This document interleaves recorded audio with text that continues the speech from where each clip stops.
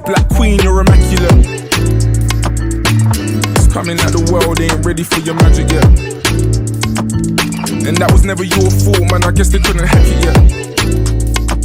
World dominance black. Hi, everyone, and welcome to a brand new episode of Black Tech Unplugged. I'm joined with another founder from Founding in Color, Chris Witherspoon. Hi, Chris. How's it going? Hi, Dina. It is going great. Thank you for having me. I'm excited to come here and have a little kiki. Yes, I love a good kiki. So I'm excited too. So, Chris, to start off, I want you to tell my listeners, just like I want you to check in, give your name, your location, how long you've been a founder, and I think that's it. So just go ahead and begin.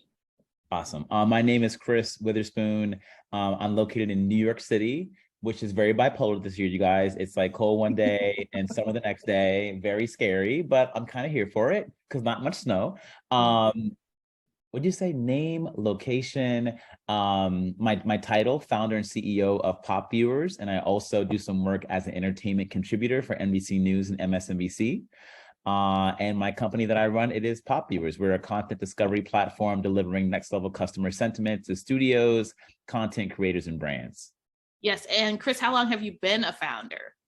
So I've been a founder technically for about 4 years. We launched our company 2 years ago, but I consider myself a founder from the moment I got that LLC and really began like trying to piece together how to create this company. I was finding this company, so I was a founder. Yes. Oh, and I love that attitude you have about it, because a lot of times we like downplay the founder part and we're like, well, I didn't really start doing work until like 2 years in, so that's when I'm a founder. No. You are absolutely right. Even when you founded the idea, maybe that was like 10 years ago, you still had the idea. I think when you put the seed in the ground, Dina, you become a founder. When you put that seed in the ground and the whole time you're watering it, you're tilling the soil, you're nurturing it, you're trying to find the right place to grow it and get the most amount of sunlight, you're nurturing it. You're a founder at that point. When it blossoms, just everybody else sees it. But you've been found that, you know what I mean? Mm-hmm. Oh, for sure. I definitely know what you mean.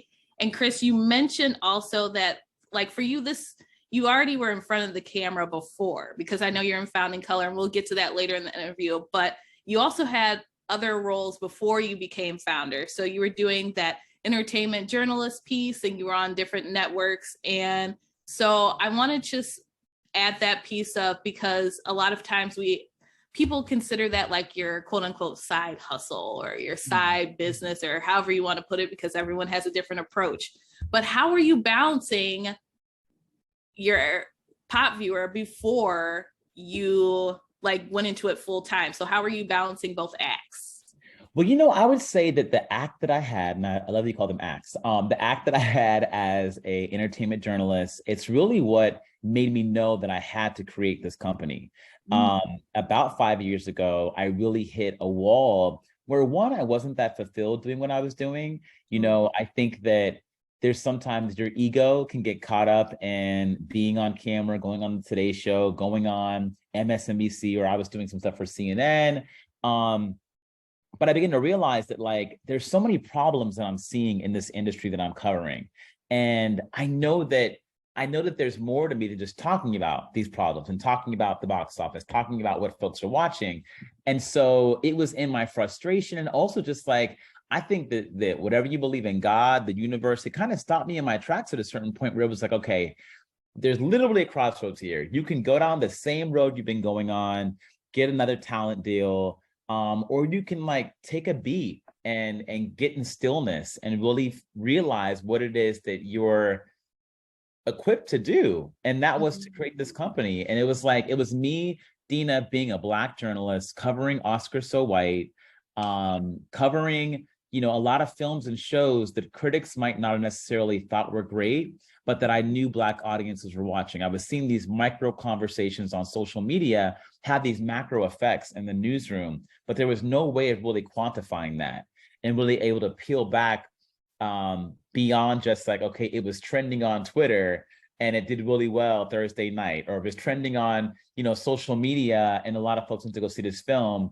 They were supposed to only make $10 million, but made $50 million from an all Black cast. So I wanted to create a platform that allowed, audiences to be able to discover their new content, their latest binge or show, but more importantly, be able to kind of have those metrics that we can then use in the media, that I could then use as a journalist.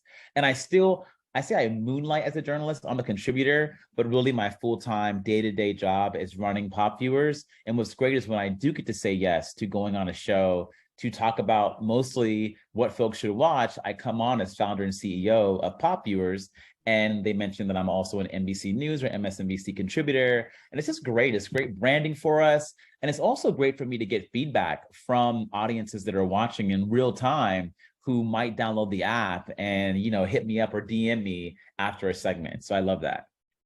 And that's amazing, Chris. And I like that you say that doing the entertainment journalism is a little bit like, that's your side, but you are fully invested in your company. I really appreciate that you even made that comment.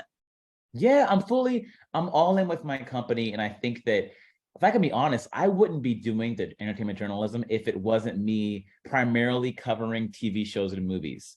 You know, it only enhances what we offer on the app for me to continually be plugged in to what's in the pipeline, what content is coming, and really what people are predicting will do really well, and then kind of matching what the experts say to our audience and to what's happening on Pop Viewers. And one of the big goals is for me to begin doing in real life events for our users so that they're getting these perks and experiences that I know already exist. I've been invited to so many darn watch parties and advanced screenings this month, you know, put on by the big film studios and the networks. And I believe our users, I think because of what I've been doing and what I do, I want to kick that door down and get our users that same access this year.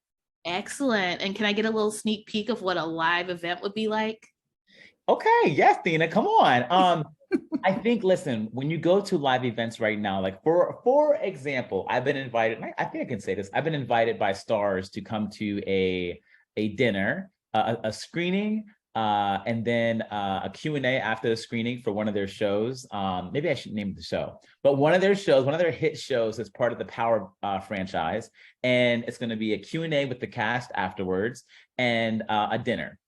So for me, like that's a very industry thing, probably mostly journalists, maybe a few like entertainment influencers. But for me, it's like creating those early screenings of a show or a film that come out maybe the week before that's going to hit theaters or hit TV, and then having that Q&A. That's what I do, Dina. So I can easily get a couple cast members to attend on behalf of the studio, and then afterwards have an open bar, have a DJ, have a really connection and experience around this content. Because what I realize is with our users is we might not have that much in common in our politics or our beliefs about just like how the world, our world views, but we both watch Poker Face, or we are both watching or binging, you know, Raising Kanan on Stars. So it's really just like bringing together people, having that intimate experience where they can really meet a cast member, a director, a producer, a post-production. And afterwards, we're going to break out and have drinks and we're going to dance and have a little bit of fun. I love it. And will that be, do you think your events will be nationwide, or do you think you'll start in New York because that's where you're based? Yeah, so our plan is to kick them off in New York this summer. And we might try to get LA in the mix this summer as well. And then our goal is next year to kind of offer all that learning, roll them out across the country and major cities, and just like find the right partners. For us, it's finding the right sponsors that are willing to join us on this journey. And we're getting a lot of great conversations going. But the good news is like movies and shows, they're all across the country. It used to be, you know, we kind of were fragmented as a society, but I feel like now everyone has Netflix, you know, everyone has HBO Max at this point, and we're all kind of watching the same thing. So we could take this to Denver, Colorado, or we can go to Ohio, where I'm from, and Cleveland, and chances are there'll be folks lined up because we're all watching the same things. Right, and I'm from Cleveland, so yes, if you have something in Cleveland, I will go. I will make the trip. Wait, I didn't know you're from Cleveland. I'm from Warren, Ohio. Oh, okay. I did read that. I do remember you saying you were from Warren, like you grew up in Warren. Born and raised, and I went to college in Ohio, OU, Ohio University. Okay. I grew up in Cleveland, then went to Buffalo for college. Okay. Nice. Yes, Ohio unite. Come on, OU, Ohio. Okay, Chris. So I have to ask. So you mentioned like, okay, we obviously talk about shows on Twitter. That's part of what Black Twitter does, amongst other things. But like, so why take it from the Black Twitter space or like anything where it's a conversation on Twitter? We can use perfect examples. All the Shonda Rhimes shows. I used to tweet how to get away with murder, and nobody else was talking about it. So why move it from that platform to its own app? What inspired you? A couple things. Well, one of them is I sometimes get really inundated watching content early before it actually drops, right? And I miss a lot of things. I miss a lot of things that, real people are watching, just everyday people who aren't in the industry are watching. And what I realize is a lot of times whenever you do discover something 10 weeks later, like I'm watching Raising Kanan, the first season right now, because my put me onto it. But I don't want to go on Twitter and discuss episode 2 of season 1 when it's already fixing to be season 3. I can't do that. My whole Twitter feed, people are like, what? What are you talking about? Like, that's late. So I think that what I'm realizing, there's so much content that really is evergreen, and people are no longer watching things in real time. A lot of folks aren't watching Abbott Elementary when it airs on ABC at 8 p.m. when it's trending, but they might not want to join the discussion around episode 2, whatever, when it's on or when they're watching it, no longer live, but they're watching it. So I think creating a space that really has that evergreen appeal, where there's no shame around what you're watching, because I'd be watching some really weird stuff on TLC that I am not going on social media to talk about, but I will come to Pop Viewers to talk about it because that is my circle. It's a more safe circle. It's non-judgmental, and it's more siloed around just TV shows and movies. I think that going on Twitter, where people are talking about politics some nights and really heavy social justice matters, sometimes you don't want to flood your feed with what you're watching every single night and every single day, because I'd be watching shows in the afternoon too. So I think that being able to have a platform that's just for that is really important. And then lastly, the analytics. A lot of us don't realize in the Black, Latino communities how important our consumership and our viewership is right now. We really are shifting culture.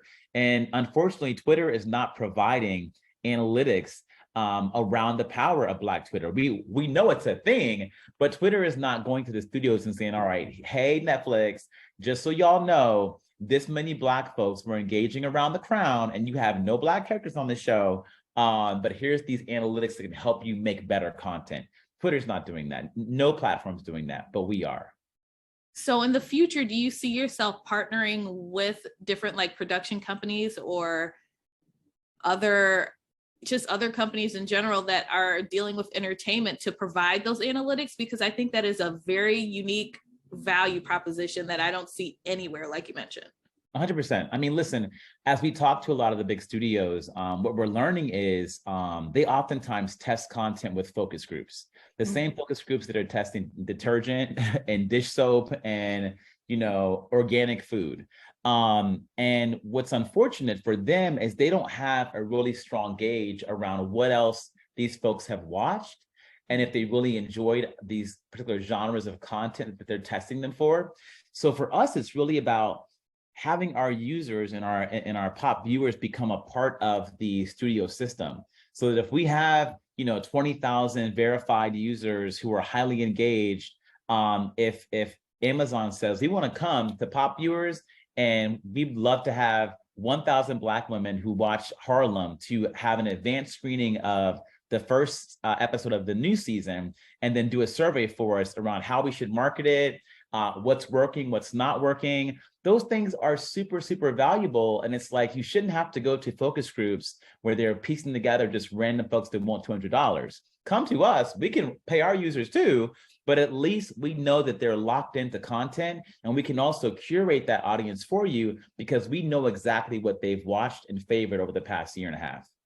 Chris, in a way, your app then is helping individuals become TV influencers in a way, right? Yes. That's it. I would love at the end of the day, when this is all, grown out to where it's going to be, that we have an army or a collective of users who really can replace me. You know what I mean? That really can be the folks that, the media is quoting and saying that the Pop Viewers or this user who, is that's what we're seeing happening now in media. You're seeing a lot of Twitter users and social media users who are becoming, they're dominating news discussions, and I would love for our users to begin doing that around content, around the shows and films that we're watching. And what a perfect time to do that, because like we've been mentioning, Twitter has been the main platform for some of these conversations, right? Yes. However, we've seen what's happening with Twitter. We're not really sure how much longer it might exist. We don't know what the timeline is on that, but there's already a really great replacement with Pop Viewers where you can still get that content, still have that engaging conversation with other people who are watching shows you like, and you get to share your opinion too. So I feel like it's a win-win-win type of situation. Thank you.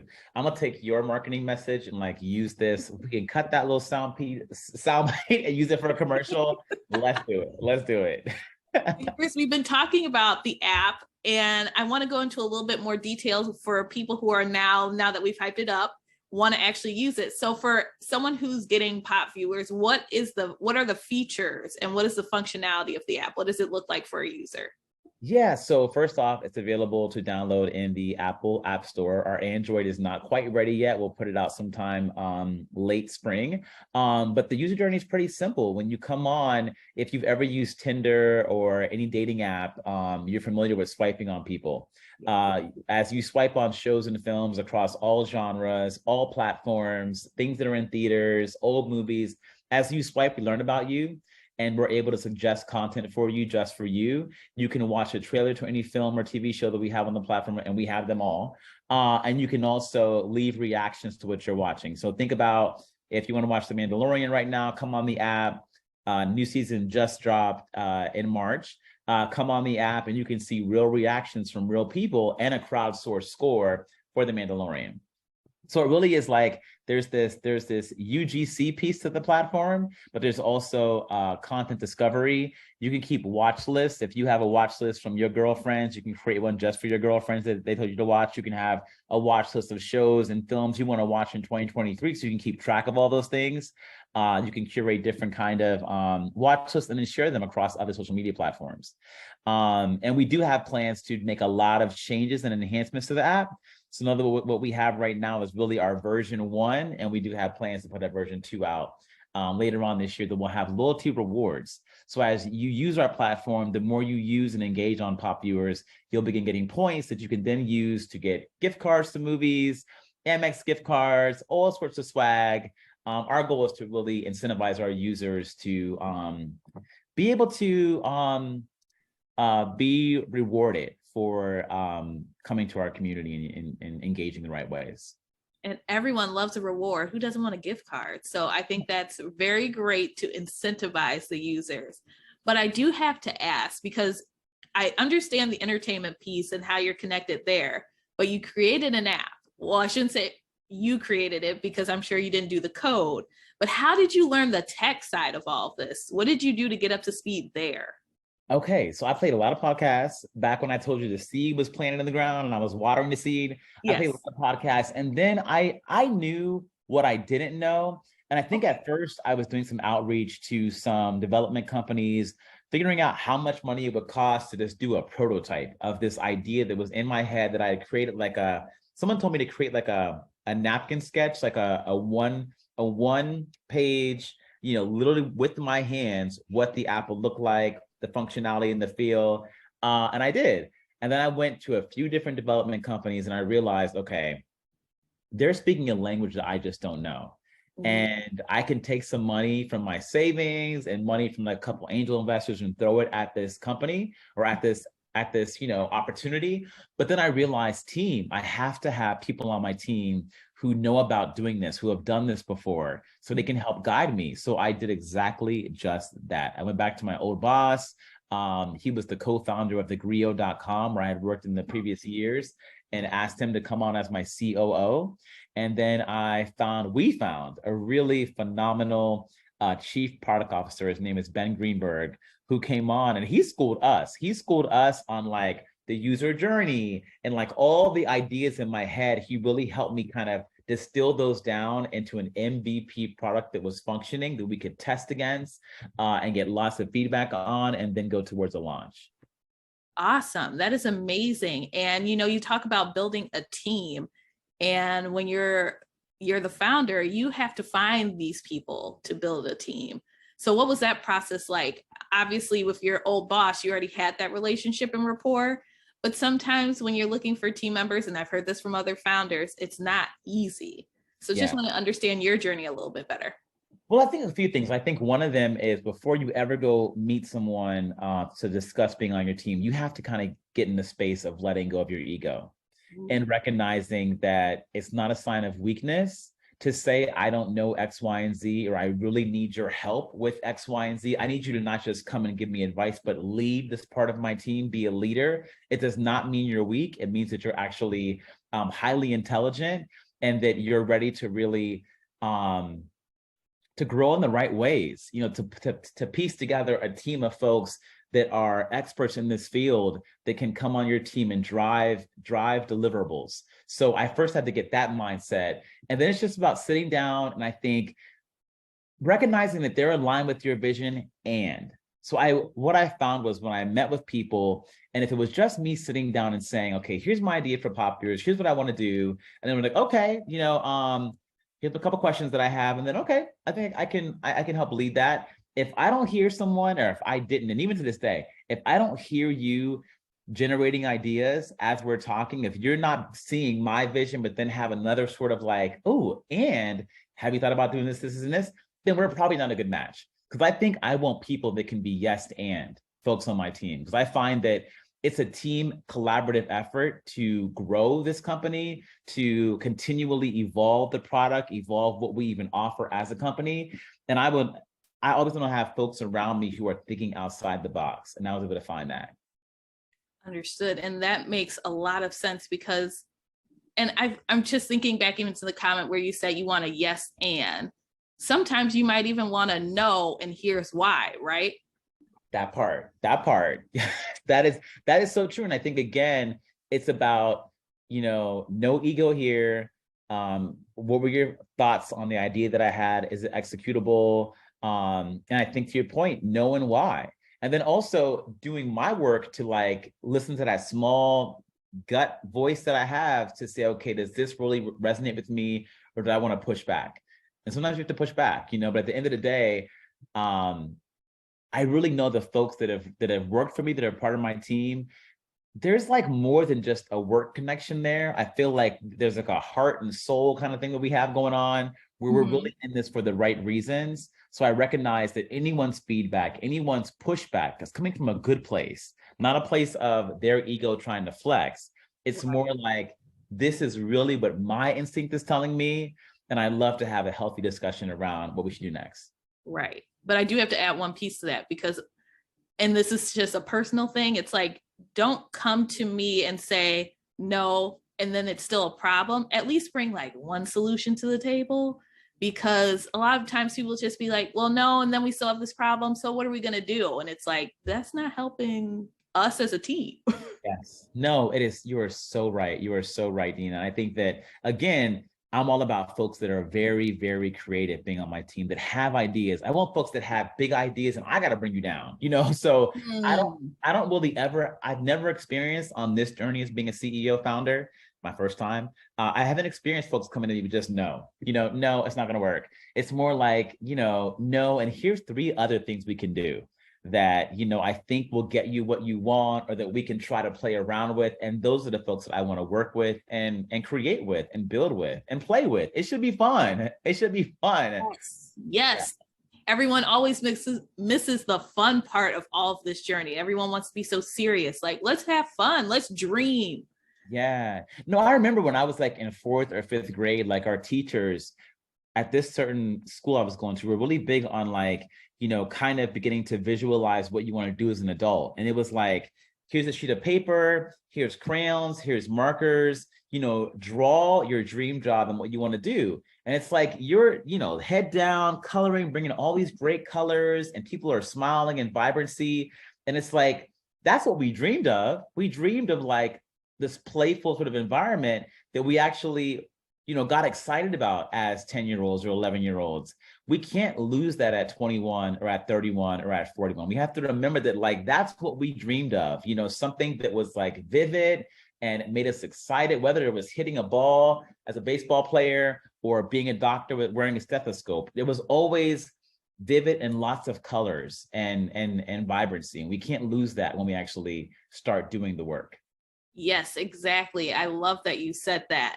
But Chris, I do want to return to the tech piece just a little bit, because being that you are a non-technical founder, but you have an app, I want to know, what are some of the lessons you've learned on the journey of learning the tech side and building an app that you can share with the listeners? Yeah, I think, again, leaning into my team, going when we were building the app, the sprints that we would do, week after week or month after month.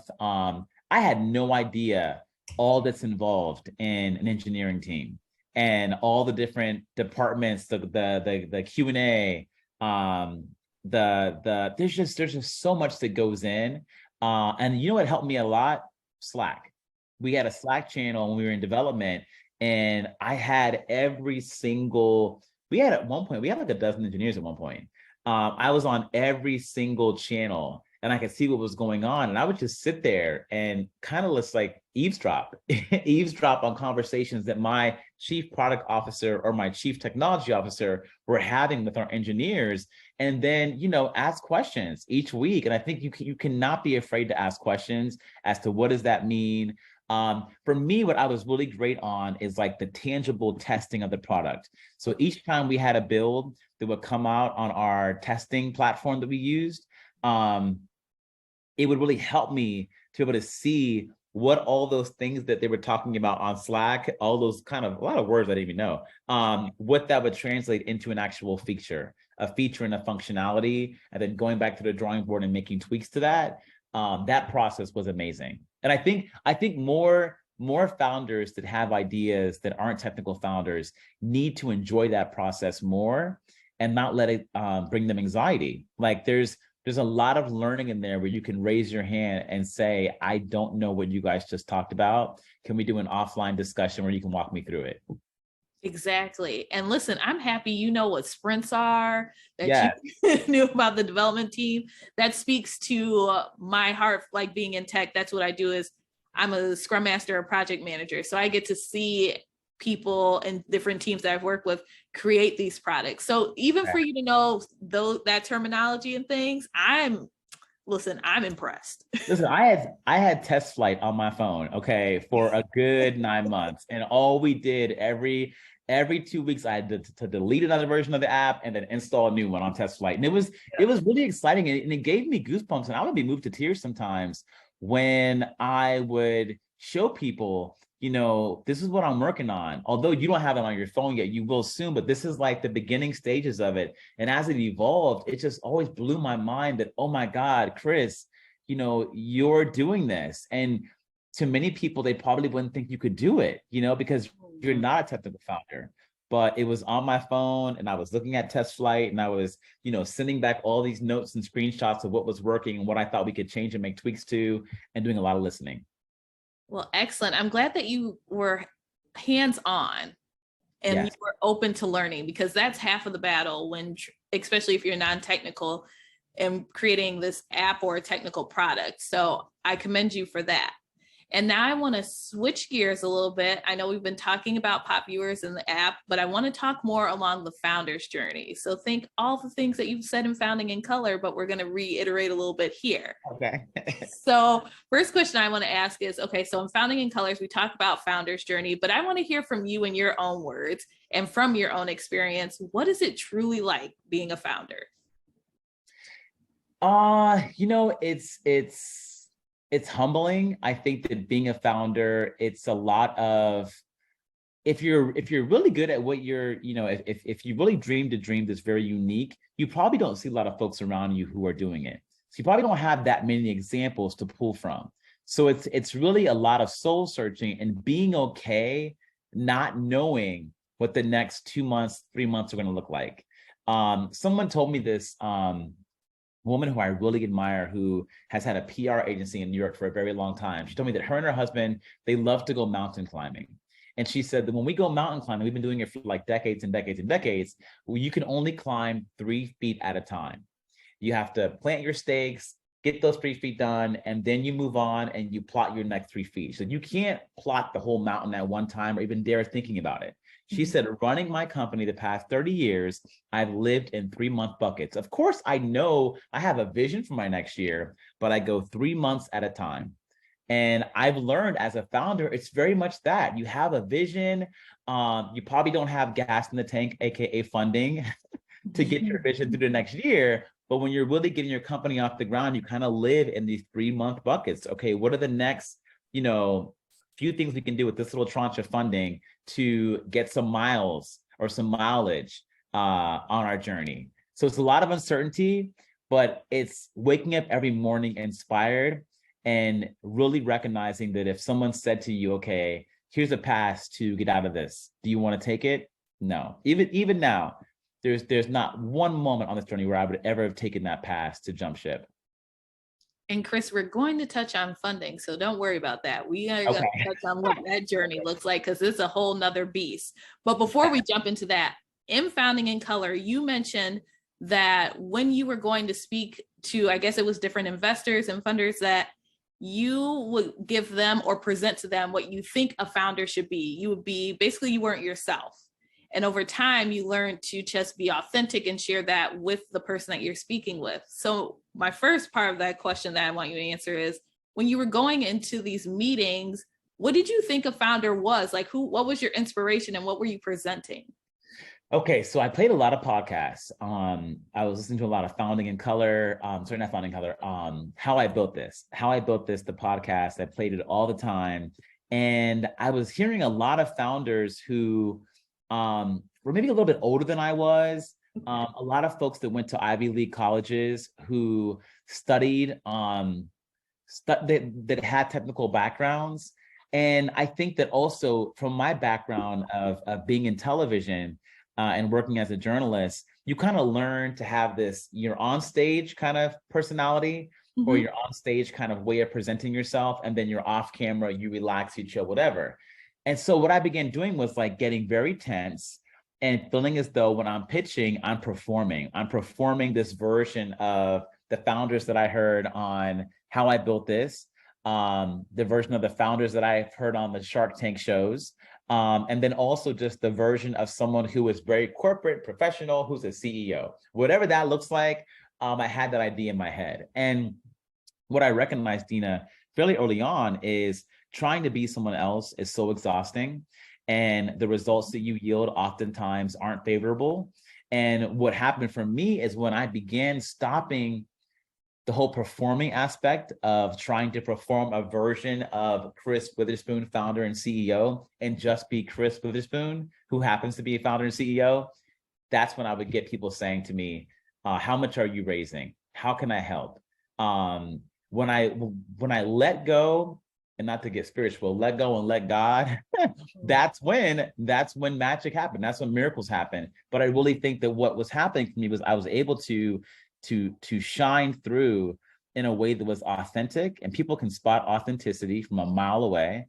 And I think my authenticity, my passion shined through even more when I wasn't trying to be a CEO, but let them see my story and my reason and my why for wanting to go to this company.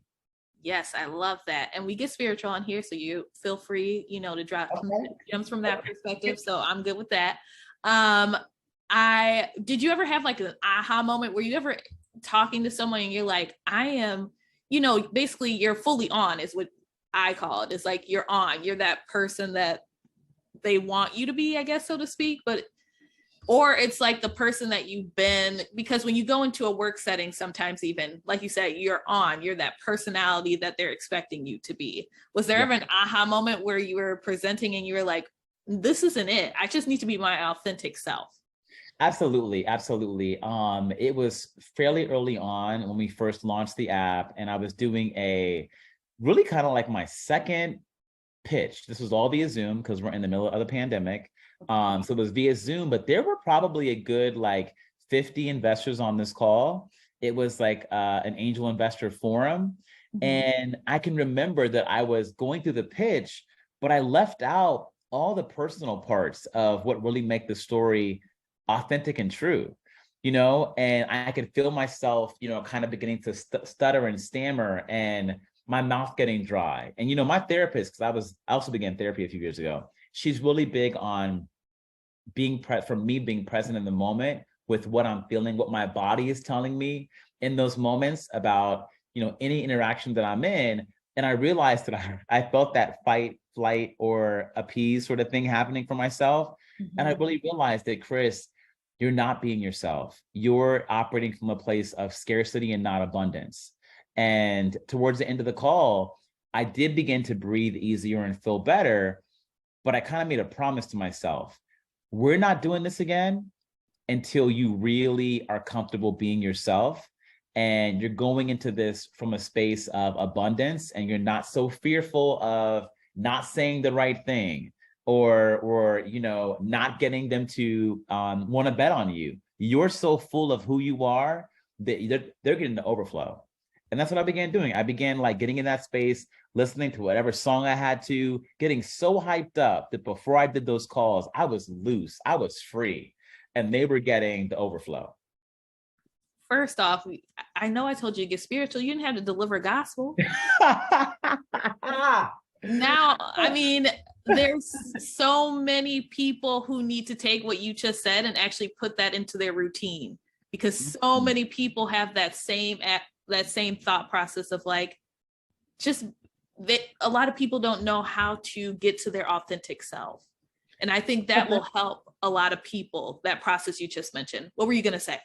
Yeah, and I'll tell you, I heard something from Oprah before, and it kind of helped me break through with the authenticity part, was that she was saying that before she does anything, any meeting, any phone call, even with friends, she kind of does a check-in on how she's feeling. And she's like, is my cup full, or is my cup halfway full? And she says, if she's not full and overflowing, she stops what she's doing. She'll, cancel a meeting, cancel an appearance, or just say no. And she says what her job is to do whatever she has to do to get her cup not just full, but overflowing. And she was like, when you're in the overflow, that's when you can move mountains. That's when the magic happens. And that's when folks get the very best of who you are. So she said there was a phrase she heard many years ago. People would say, oh, you're so full of yourself. And she said, you feel kind of bad when someone says that. But she says now she's like, darn right I am. I am so full. I am flowing over, and y'all are getting this abundance, this energy that I have, because I've tapped in, I'm tuned in, I'm tapped in, and I'm turned on. And you're getting the extra that I have to give you, because you can't give anybody the kind of energy and the kind of story and the kind of deliverable that you need to raise your funds if you are not full of yourself and overflowing, that they can actually feel it and match it. Right. Ooh, that is a word. I like that. Oh, too, shoot. And speaking of funding, because in a founder's journey, especially if you are looking for investors, funding is one of the hardest parts, especially being a person of color. So I do want to touch on funding for a moment. First question I have is, what made you do and have investors funding your vision as opposed to just bootstrapping? Yeah, I think that again goes back to the podcast that I played. A lot of the podcasts that I played for tech companies, what I learned was a lot of the tech companies that were successful, you have to raise a sizable amount of money. I think that if it was, under 50K or under 30K that I was going to need, bootstrapping would have been the answer.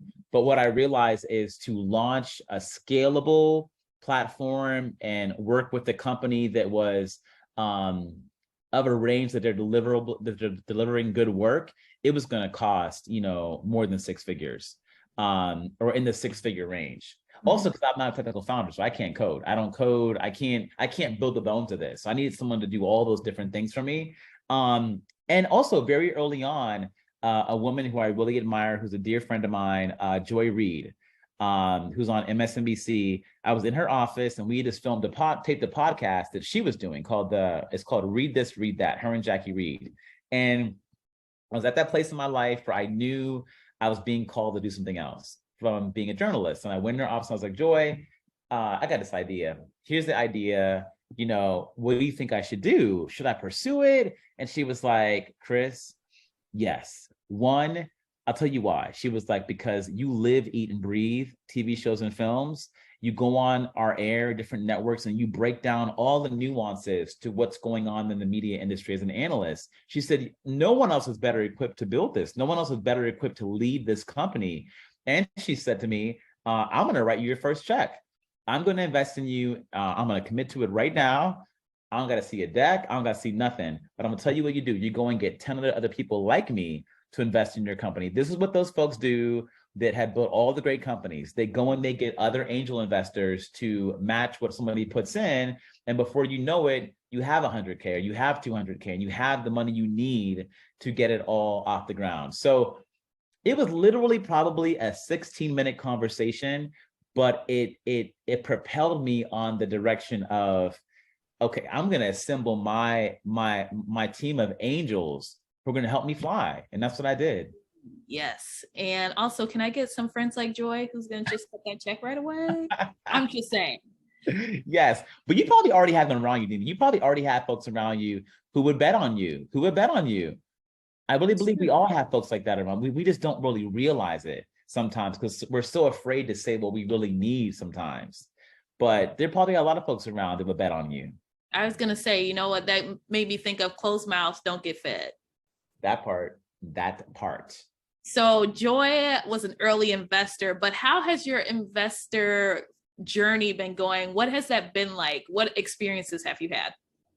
Well, so as I mentioned, Joy was an early investor, but there was a period where we didn't really get any investment for a good 9 months to a year. It was very, very difficult. A lot of folks, I think, weren't ready to bet on me because I didn't have a technical background, and I just had all this passion brimming over. So as I discussed in the Founding in Color series, I had to go drive Lyft.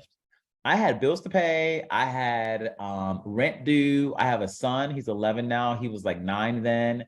And I also had to recognize, Chris, you got to check your ego and take a job that's going to still allow you to do your pitch meetings, still allow you to go meet investors, potential investors, and give you flexibility to make this money. So I was out in these streets. I did hundreds and hundreds of Lyft rides, all in and around Westchester, Jersey. I'll take folks to the airport.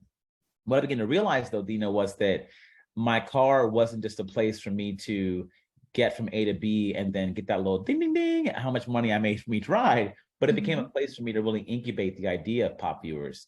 And I say I went from kind of having shame around, having this job that, for someone who had a college degree and who had all these great things happen to them in their career in media, to be driving this little car around town. I went from shame to strategy and really recognizing that this is a focus group. This car ride that I have with these folks for sometimes 30 minutes, 40 minutes, they would be talking to me about all kinds of stuff. I begin to say, what are you watching? How did you find your latest binge?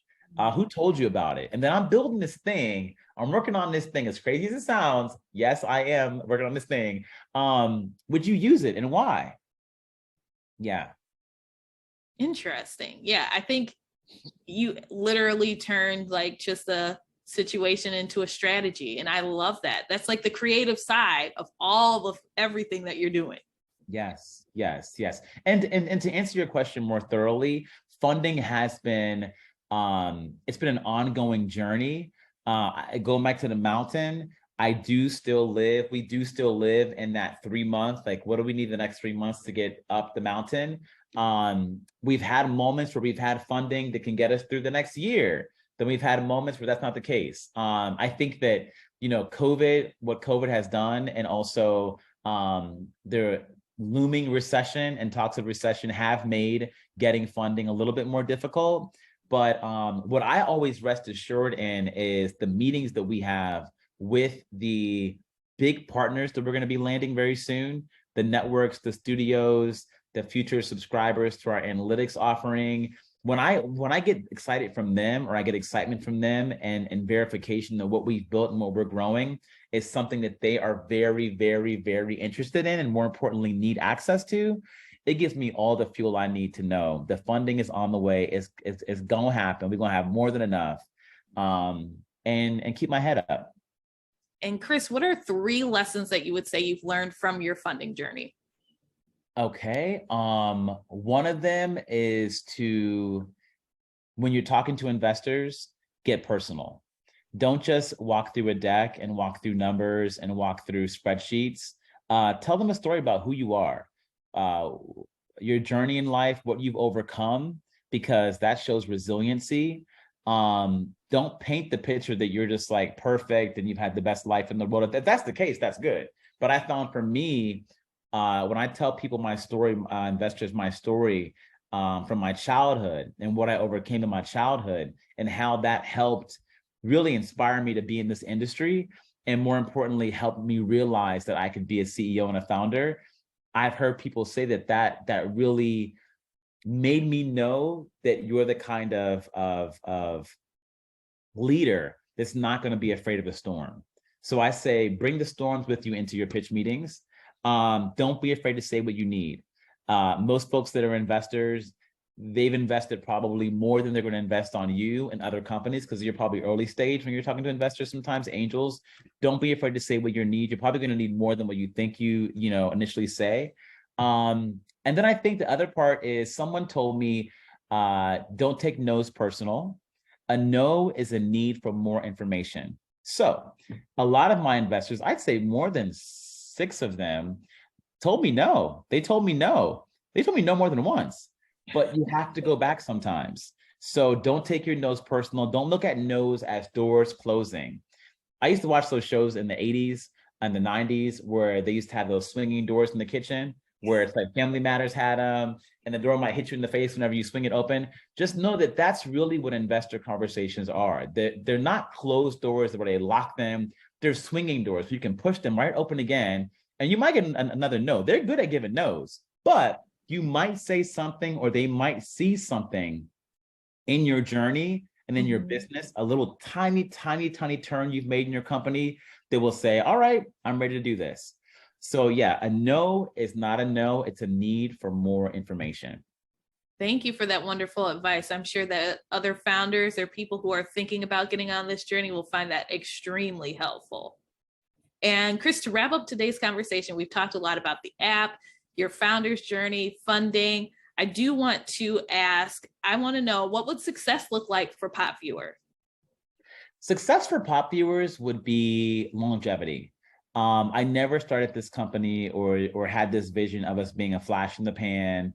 In 3 years, we're, going public and we're getting an acquisition. I've always envisioned us having longevity.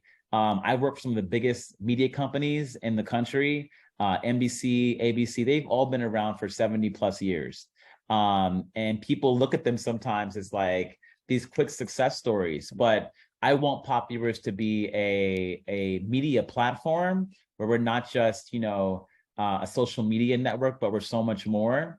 And I think success also is having users saying that I've had experiences on my phone, but experiences in person that have delighted me, connected me to other great individuals, and inspired me. And how can myself and anyone listening to this podcast help you get to that success? Okay, so download the app, number one. We're in the Apple App Store. Spread the word. You can follow us on social media at Pop Viewers. You can follow me at Witherspoon C on Facebook, Instagram, Twitter, and also anyone who wants to invest. I know you have folks on here who probably are investors who are listening to you. Do not hesitate to reach out to me. You can DM me on Instagram or social media. And just, I think more than anything, send high-level positive vibrations our way. I'm all about good energy, so keep sending great energy our way, and I will do the same for you. Yes, I love it. And one final question. So based on your journey, if you could give advice for current founders or future founders, what advice do you have for them? Ooh, okay. I would say The advice would be, don't be afraid of failure. Embrace failure. Look at failure as literally part of your day.